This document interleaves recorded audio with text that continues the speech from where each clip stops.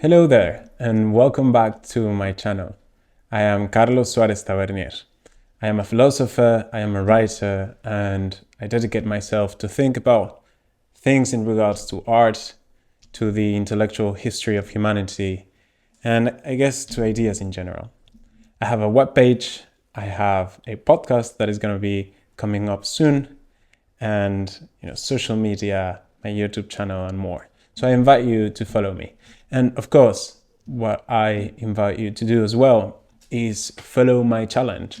It turns out that a few months ago that I decided that I was going to do 100 weeks challenge, and I was going to write one article per week. This week, we're talking about the number 17, and it is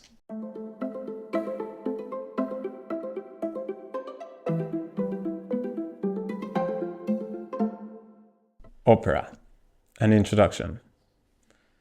It was not long ago that I was listening to a podcast, and it was supposed to be about opera, and the host was accepting with full honesty that he knew nothing about opera, and take into consideration that this podcast was a very educated one.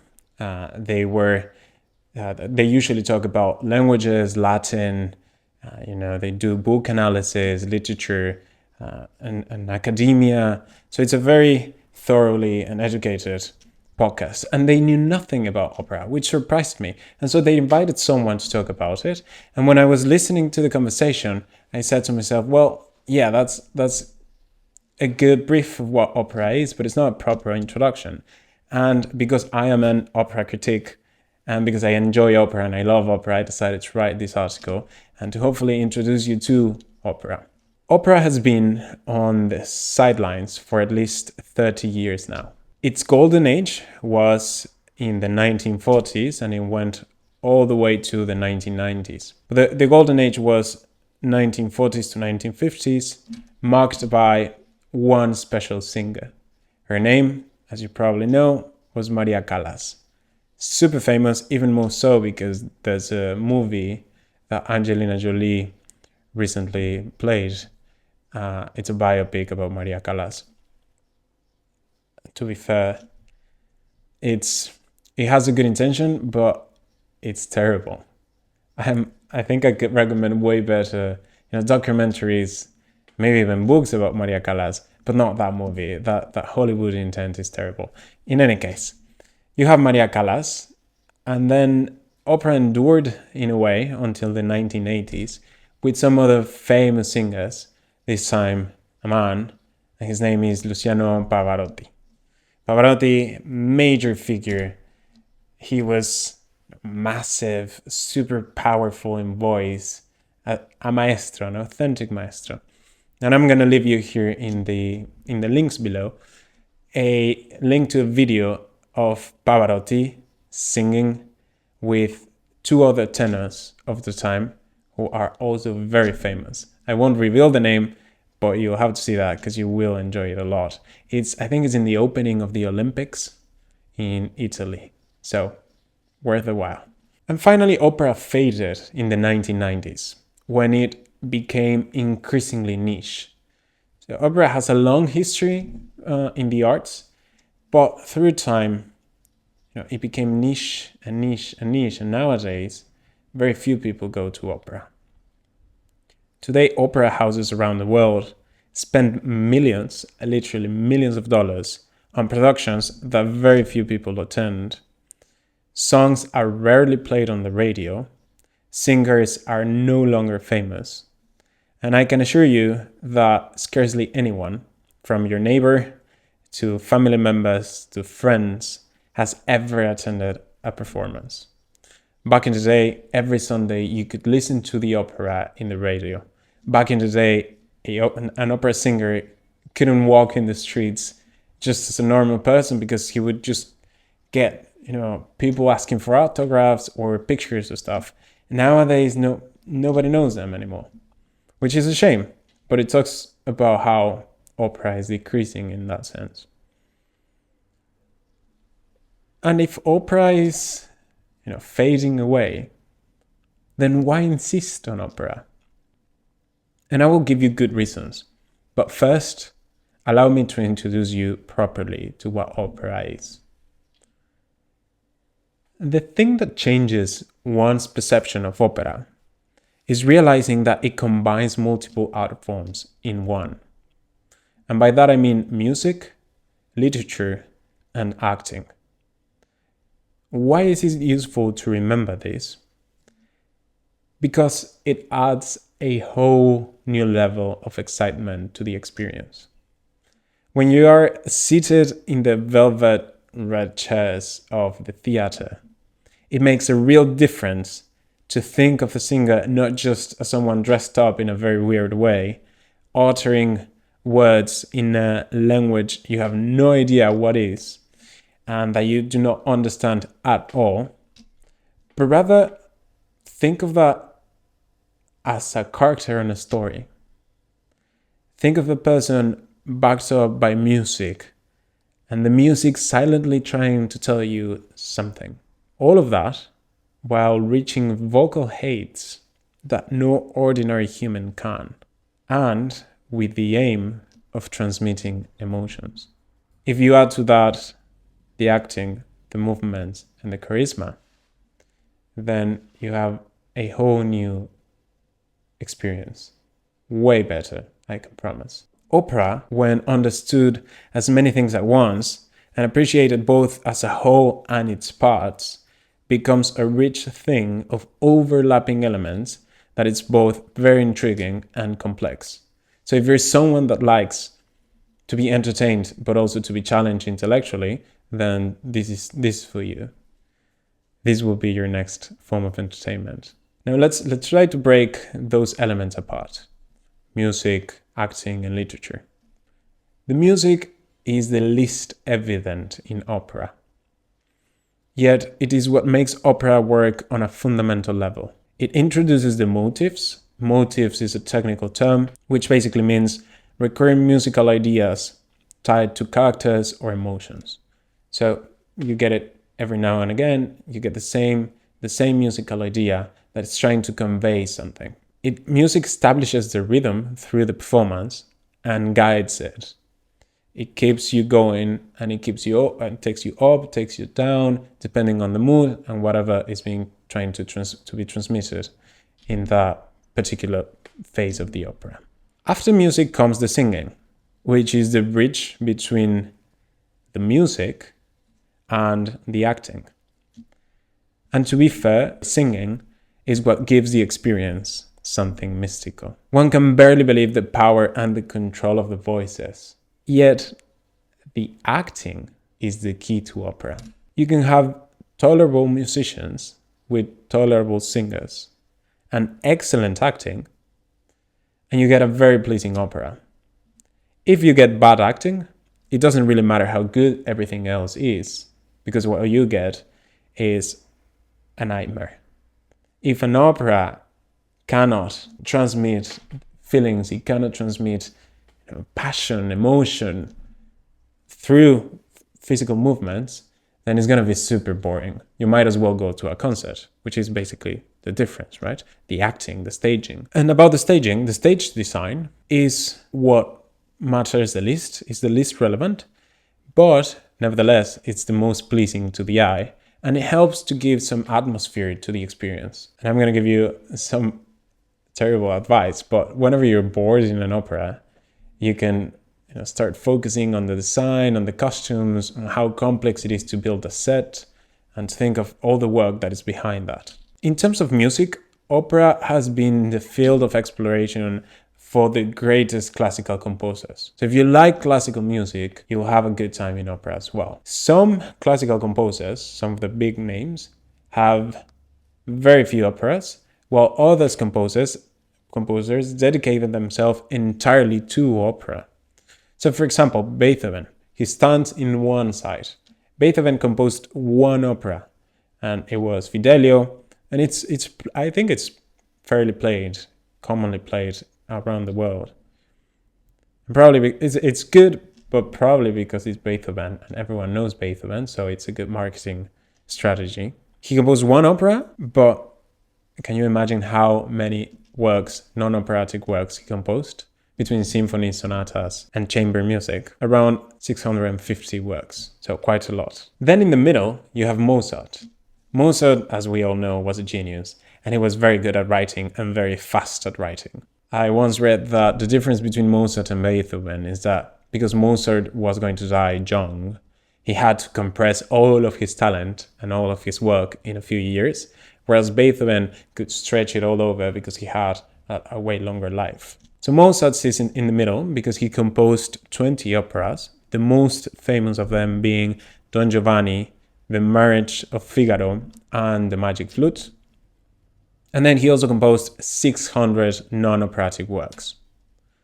And on the other end, we have one of my favorites, Richard Wagner.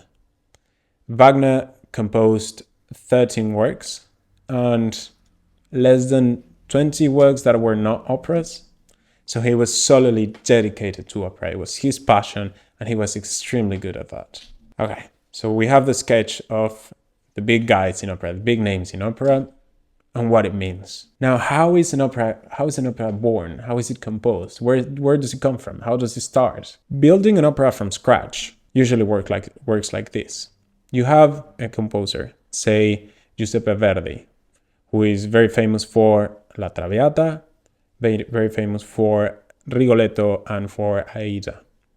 La Traviata is one of the most commonly played operas in the world every single year. And so Giuseppe Verdi, he's now dead, obviously, but he comes to play. Back in the day, he went to the theater and he saw a play that he really liked. Not an opera, a play, a regular play. He gets a hold of the script, studies the script, and adapts some music to it. He composes some music to the script. Then either he himself writes the libretto, which is the book, the dialogues, the story, the part of literature comes in here, or he asks someone, a librettist, to write it for him. And what he would do is divide the work. You have recitatives, arias, and choruses, which are the three most important things in opera regarding singing. On top of those, you have at the beginning an overture and at the ending a finale.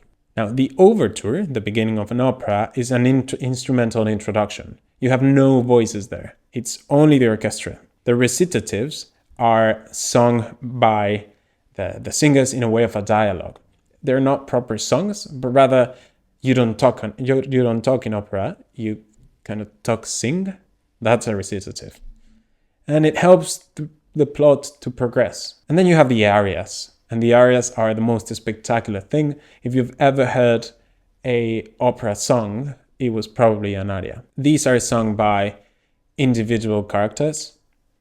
And you can have, within arias, you can have a duet where there's, a love affair. You have the woman, you have the man, and they're singing to each other. A love song, a hate song, a war song, whatever. You can have duets, you can have trios, duets for 2, trios for 3, and so on and so forth. When someone in opera sings an aria, the orchestra again goes to second plane. It's all about listening to the voice, not so much as listening to the music. Now, one peculiar thing about music in opera is the placement of the orchestra. If you've ever been to a symphony, to a concert of a symphony, you know that the symphony is on the stage. Whereas in opera, we have the symphony down from the stage. The space where it is called the pitch. And the person who popularized this, which is taking the orchestra down, was Wagner. And the reason for doing that is because he wanted you to focus completely on the work, on what was going on stage, not so much on what the musicians were doing. So he didn't want you to get distracted seeing how the guy played the violin or how the woman played the cello. He wanted you to see the actors and to see the performance. The singing is the iconic stamp of opera, obviously. Everyone knows those prolonged, high-pitched sounds that could supposedly break a glass, in the movies. But let's try and go farther than that, because I don't know, maybe an opera singer with a very acute voice can break a glass. I've never seen it, but maybe a very thin glass. But let's go a bit further than that. So opera singers are divided by voices. You have many different scales within those voices, but we tend to go to a general categorization. And you have 3 voices for men, 3 voices for women. For women, you have the soprano. And the soprano is the highest, most acute voice within the repertoire. And she usually portrays or casts as the heroine, the romantic lead, or a tragic figure. It is the most common voice in opera. Then you have the mezzo-soprano, which is a voice that sits in the middle. It's not the highest pitched nor the lowest pitched. It sits in the middle, it's very versatile, and it often plays mothers, witches, or complex supporting roles. And then you have the contralto. So we're talking high pitch, we're talking middle pitch, and now we're talking low pitch. The contralto is the rarest and lowest female voice, known for its deep, thick tone. And it's typically associated with older women, mystical characters, and figures of power and authority. Now transfer that same scale to men, and we have the order of 3. The first one would be the tenor, the highest, most acute voice, and it's often the romantic lead. Typically, the tenor and the soprano sing together in the roles. They're typically lovers, friends, but they're usually the main characters.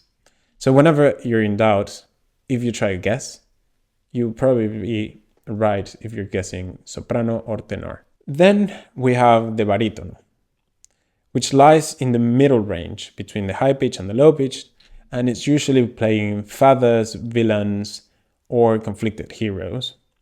And then at the other end, you have the bass, and that's the lowest and the deepest male voice. It's perfect for kings, for priests, or for sinister characters. I personally like the soprano and the tenor because they can go all the opera and they can push the limits and they can surprise you with the arias. But the most exciting voice for me is either a very high-pitched soprano, so extremely acute, or a very fat, rich voice of a bass. Because it's just, I don't know, it moves you. Whenever a bass comes into the stage, you can feel the power. And the control they have. I don't know, it's just something not very common.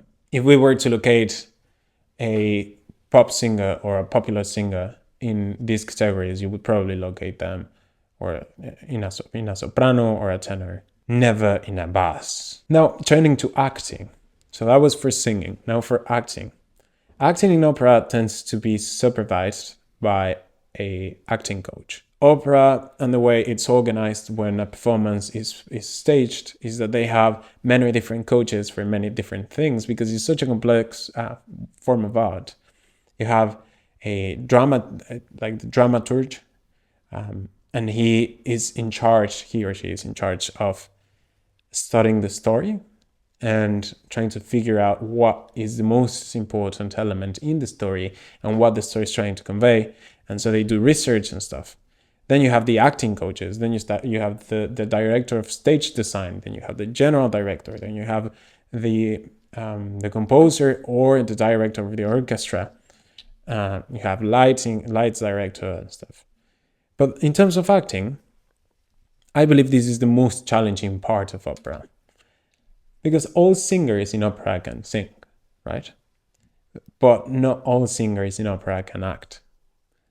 And over time, the demandingness for convincing stage presence has gone all the way up. It has grown to the level of, films or theater. Today, it's not uncommon to see a singer flying through the stage in a harness, or a fight, a very violent fight, or a very passionate kiss, behaving in ways that you couldn't believe that they're doing that while singing the way they sing.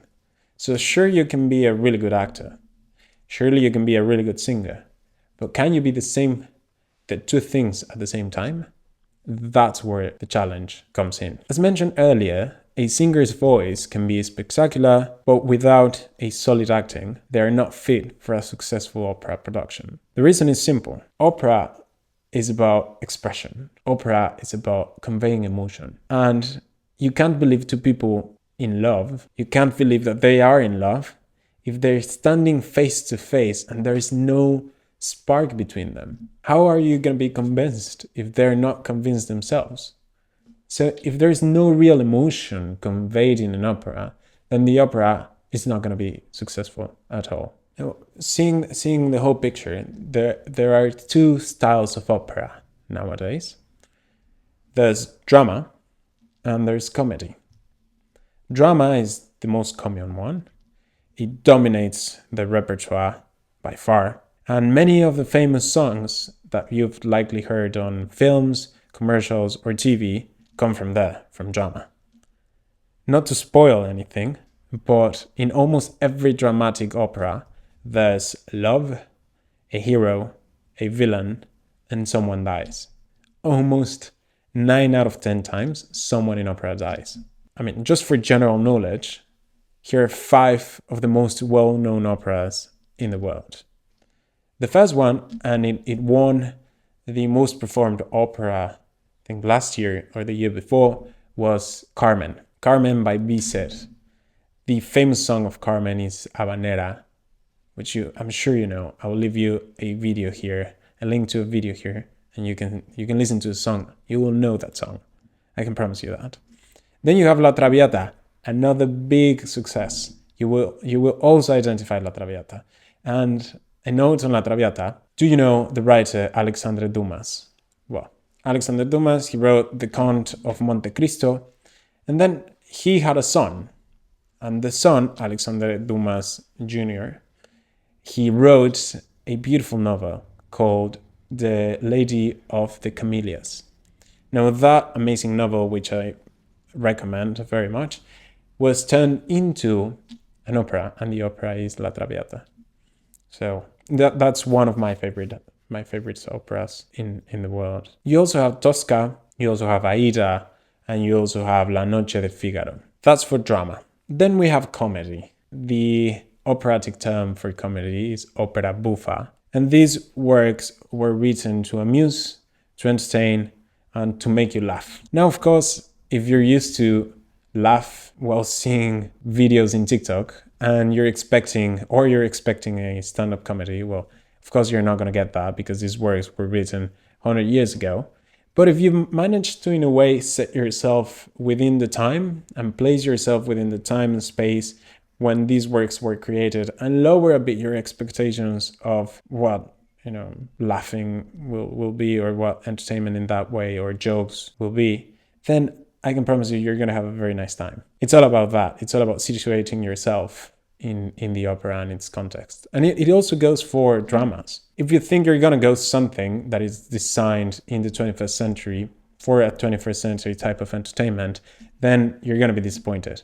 But if you go to opera trying to value art for art's sake and to place yourself in the context on which that art was created and how people were receiving that art when it was brand new, then probably you will have a much better time. A recommendation about an opera buffa, The Barber of Seville. That's a pretty light one and a fun one to watch, and it's also one of the most common played opera buffas through the year. Right, so why see opera? Why insist on a slowly dying art form? What makes it worth your time when there is so many options? Why wear elegant clothes to sit through a 4-hour performance in a language you don't understand?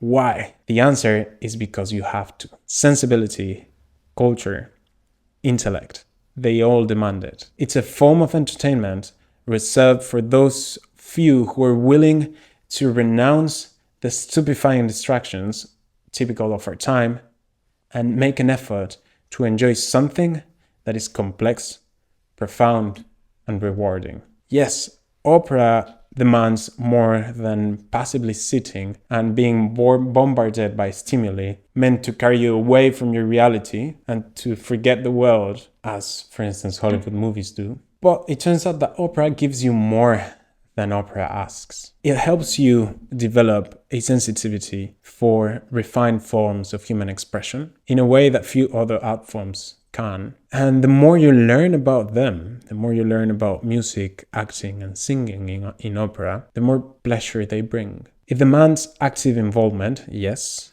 and respect for tradition, yes. But once you've understood what you saw, what you felt, and once you allow yourself to experience the full richness of this art form in an educated way, then you will have a time you won't forget. So that was it. That was the article. What I do here in these videos is that I read the article and I try to give some more information about it, some recommendations, and to go deeper in what I wrote and in my ideas. And it comes from, this passion to share knowledge and to share it with you. So I hope that you enjoyed, and I hope that you will come next week, because I will be talking about different themes, and every week. I invite you to follow me on my webpage, on my social media, and my podcast, and this channel. Thank you.